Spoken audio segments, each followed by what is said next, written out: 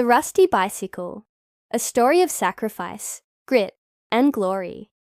In a remote village surrounded by dusty roads and open fields, lived a boy named Suraj. He was 15, tall for his age, but thin. A frame carved by poverty and long walks in the sun. His father was a farmer. His mother rolled bidis, handmade cigarettes, all day just to earn a few coins. They had little, but Suraj had a dream that was too big for their small world. He wanted to be an athlete, a marathon runner, his inspiration. A newspaper clipping of a runner winning gold for India. He had cut it out and pasted it on the wall above his bed. The wall that had cracks, but no paint. Every morning, before the sun rose, Suraj would wake up, tie the worn-out laces of his shoes, and run, past fields, through muddy roads, across bridges, as if he were chasing something only he could see. The rusty bicycle Suraj had no access to training facilities, no coach, no running gear, but he did have an old rusty bicycle his father once used to deliver milk. The brakes didn't work, the chain slipped often, the tires were cracked, but Suraj cleaned it every Sunday. He rode it after every run to strengthen his legs and improve his balance. Villagers laughed. "Training on that scrap metal won't make you a champion. Why don't you work on the farm instead?" But Suraj kept going. He believed that a rusty bicycle and a strong will can go farther than a shiny bike with no rider. The setback. One day, news spread of a district-level running competition. The winner would get admission to a sports academy in the city. Suraj lit up with hope, but the registration fee was $500. A fortune for his family. His father said nothing that night. The next morning, he handed Suraj the money. Suraj knew what it meant. His mother had sold her gold nose pin, the only piece of jewelry she had. "I'll win," Suraj whispered. He trained harder than ever. He skipped meals, timed his sprints, rode the bicycle until his legs burned. Finally, the day arrived. He stood at the start line, nervous but focused. When the whistle blew, he ran like lightning.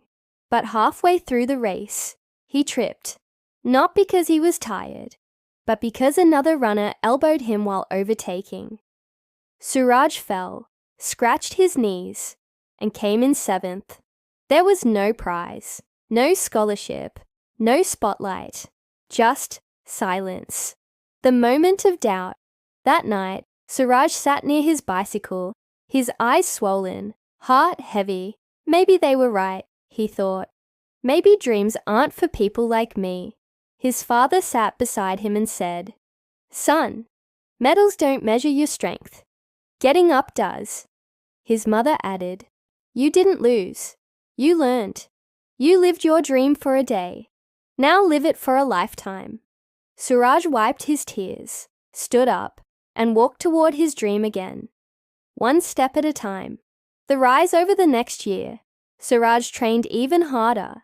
He ran barefoot sometimes to increase endurance. He lifted bricks in the backyard as weights.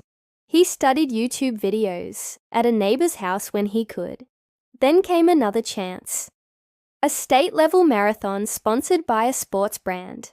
Suraj registered. This time, he came in 2nd. The coach watching the event was stunned. "Who trained you?" he asked. Suraj smiled and pointed to the sky. "My village, my parents, and that rusty bicycle."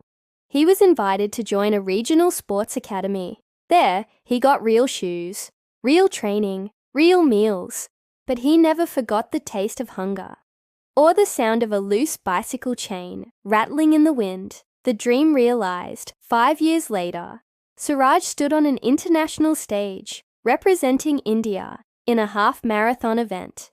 As he stood in position, waiting for the gunshot, he closed his eyes and saw himself on that village road, dusty feet, cracked shoes, and a bicycle that refused to die. The gunshot fired.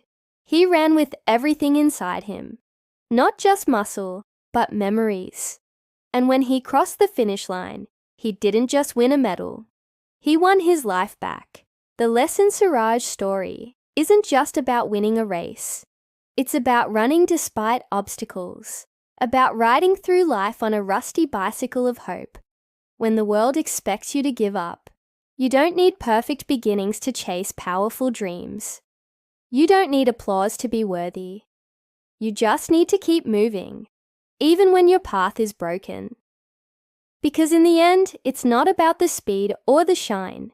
It's about the soul you bring to the journey.